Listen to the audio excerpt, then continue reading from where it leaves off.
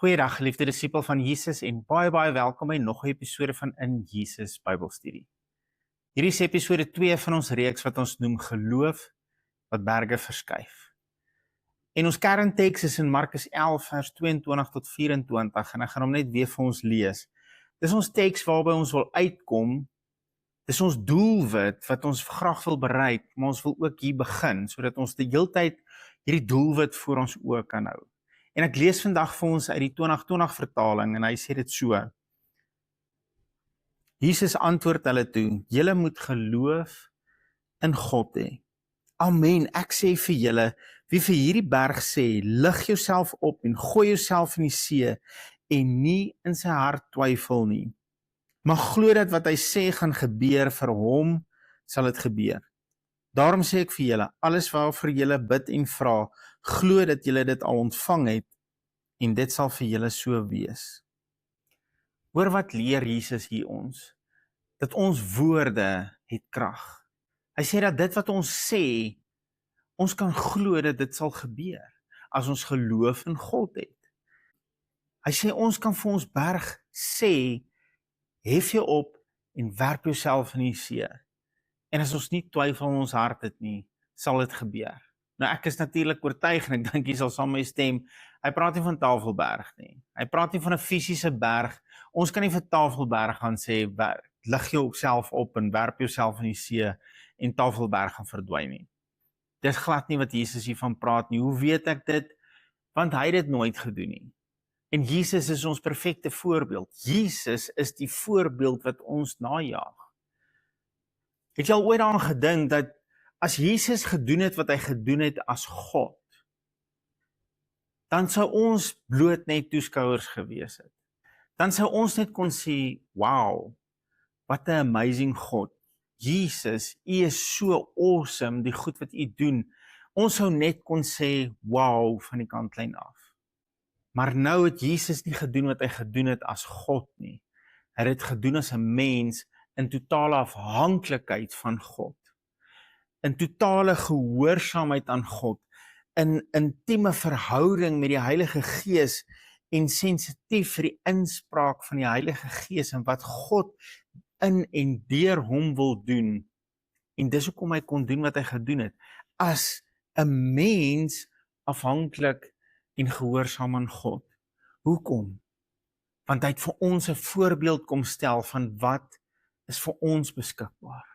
Dat ons in afhanklikheid van God, deur die Heilige Gees, deur wedergeboorte, is ons afhanklik van hom, kan ons God se stem hoor en kan ons doen wat Jesus gedoen het. Hy het vir ons 'n voorbeeld kom stel wat ons kan najag. Ons staan nie meer op die kantlyn en sê, wow, Jesus nie. Ons is saam met hom in hierdie game. Hy het vir ons die voorbeeld gestel wat ons kan najag. En hoe weet ons dit? Wel, blaai saam met my na Johannes 14 vers 12 toe en ek gaan weer vir ons uit die 2020 vertaling uitlees. Hy sê, amen, amen, ek sê vir julle, wie in my glo. Hier is dit alweer. Wie in my glo, geloof in Jesus. Nie geloof in jou geloof nie, dit is so maklik om vasgevang te word in hierdie ding van ons moet hierdie geloof opwek, wat ons moet hierdie ding opstuur, hierdie ding wat ons noem geloof, en dan moet ons geloof in hierdie geloof hê en vir God sê, kyk my awesome geloof. Nee, ons moet ons oë op hom hou. Wie geloof in my het, nie geloof in jou geloof nie, wie geloof in my het, hy sal ook die werke doen wat ek doen. Wie geloof in my het, sal doen wat ek gedoen het. En hy sal nog groter dinge as dit doen, omdat ek na die Vader gaan. Ek is nog nie eens by die groter dinge nie. Ek wil net hê, ons moet hierdie 'n doelwit maak. Here Jesus, wat U gedoen het, wil ek doen. En wat het hy gedoen? Hy het blindes laat sien, hy het dowes laat hoor, hy het dooies opgewek. Hy het melaatses gesond gemaak. Elke liewe persoon, geliefde van Jesus, besef jy, dat elke liewe persoon wat na hom toe gekom het in geloof, het sy dit sy vriende was, wat hom of haar in geloof na Jesus toe gebring het, maar Jesus het nooit enigiemand weggewys nie. Hy het hulle almal gesond gemaak. Hy het hulle almal heel gemaak. Want dis wat die Vader is. Dis wie hy is, dis wat hy vir ons wil doen. Hy wil ons genees, hy wil ons gesond maak. En Jesus het opgevaar, maar hy het as eersgeborene het hy vir ons geleef, sodat ons nou sy voorbeeld kan volg. Hy sê, ek lees weer vir ons Johannes 14 vers 12. Amen, amen, ek sê vir julle, wie in my glo, hy sal ook die werke doen wat ek gedoen het. Jy weet, ons het so vasgevang geraak in 'n tydperk, wat ons jaag na die kennis van goed en kwaad, waar ons van hierdie boom wil gaan eet, van goed en kwaad. Geliefde van Jesus, weet jy dat daar al nooit lewe uit daai boom uitgekom het nie, maar nog altyd net dood. Ons is so in 'n tydperk waarin ons wil weet wat is reg en wat's verkeerd, wat is sonde en wat's nie sonde nie, wat mag ek doen en wat mag ek nie doen nie.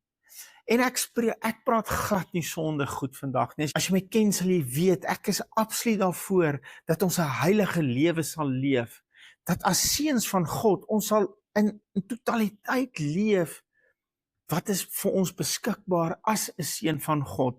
En deel daarvan, en ek wil nou nie vandag oor Romeine 6 gesels nie, maar deel van dit wat ons nuwe identiteit as seuns van God, as wedergebore kinders van God, is ons is dood vir sonde. En ons moet hierdie werklikheid en hierdie waarheid met ons begin oordink en dit besef en dit 'n waarheid in ons lewe maak. Ek en jy is dood vir sonde. Kom ons lees net gou 2 verse saam in Romeine 6. En ek wil nie daaroor praat nie, maar ons moet dalk net hier oor stil staan vir 'n oomblik. Romeine 6 vers 4, en ek lees hierdie uit die 53 vertaling uit. Ons is dus saam met hom begrawe. Hierdie hom is Jesus. Ons is saam met Jesus begrawe deur die doop in die dood, sodat net soos Jesus, ons is saam met Jesus begrawe, sodat net soos Christus uit die dood opgewek is deur die heerlikheid van die Vader, ons ook so in 'n nuwe lewe kan wandel. Geliefde, ons is saam met hom dood en ons het saam met hom lewendig geword. Nou kan ons in die lewe leef wat hy geleef het. Ja, ou mens is dood. Hoor wat sê hy in vers 11, so moet julle ook reken dat julle wel vir die sonde dood is. Ons is dood vir die sonde, maar ons moet begin dit so bedink.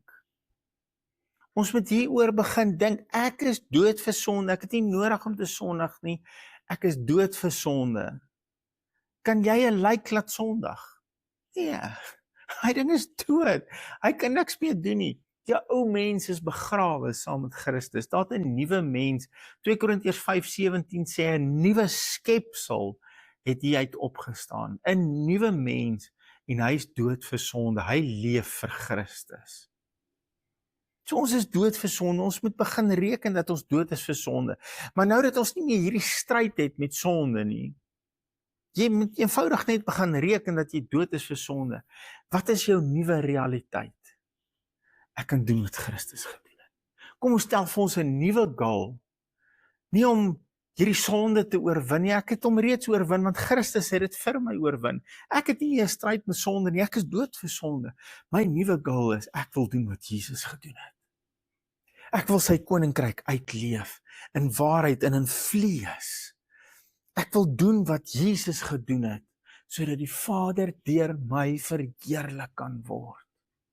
Ek wil dooies opwek, ek wil dowes sien wat weer kan hoor. Ek wil sien dat blindes kan sien. Want dis wat my Here Jesus gedoen het.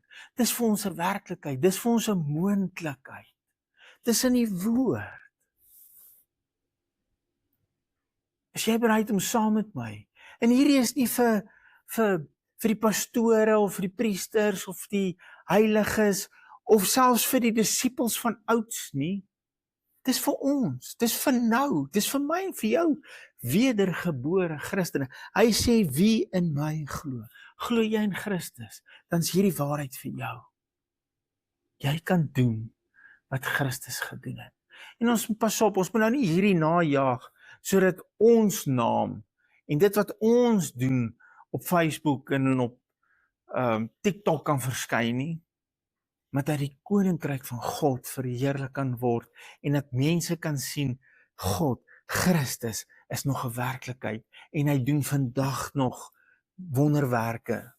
Nie om my en jou naam te verheerlik nie, maar om sy naam te verheerlik en om te wys hy is nog 'n waarheid, hy leef nog, hy het nog empatie, hy het nog simpatie, hy stel nog belang in wat mense beleef en wat sonde in hierdie wêreld kom doen het, wat die oorsake van sonde is en wat siekte ons van kom beroof het. Hy wil dit vir jou teruggee wat siekte by jou kom steel het.